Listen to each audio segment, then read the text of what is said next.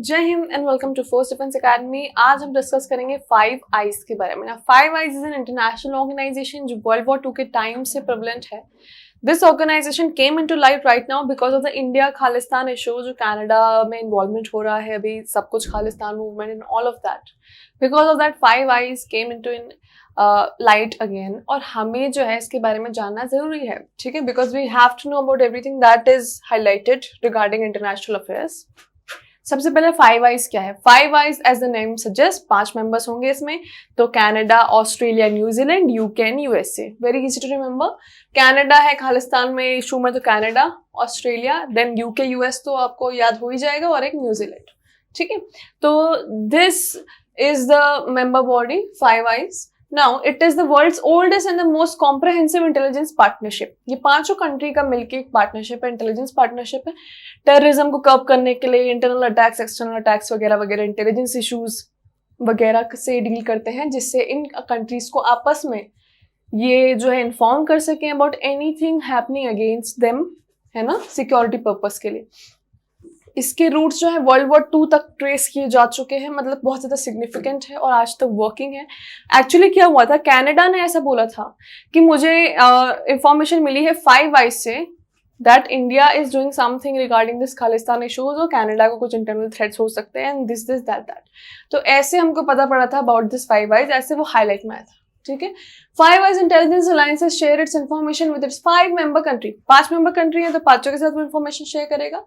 It provides a forum to the member countries to share their intelligence and cooperation, ठीक है। तो बात वही है, 2 वर्ड्स पर टिकी हुई, intelligence and cooperation and 5 members, ठीक है।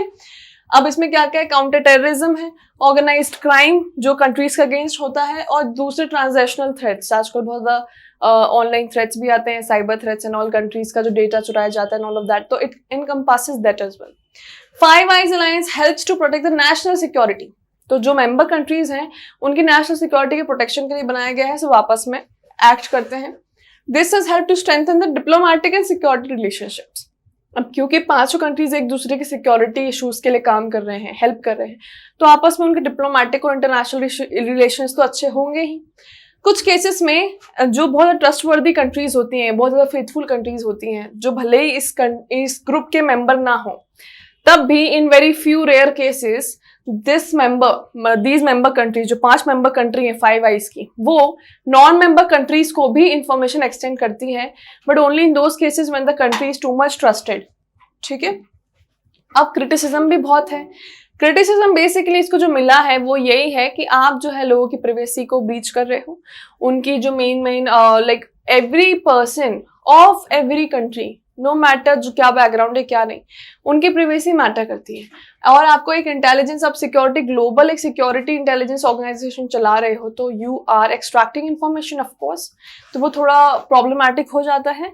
और देखते हैं हम, these operate with a significant degree of secrecy, मतलब इनका पूरा operation is not transparent. How do they operate, how do they work, where do they meet, what do they do, इनका टेक्नोलॉजी क्या यूज करते हैं, ये सब कुछ बहुत सीक्रेट तरीके से काम करता है।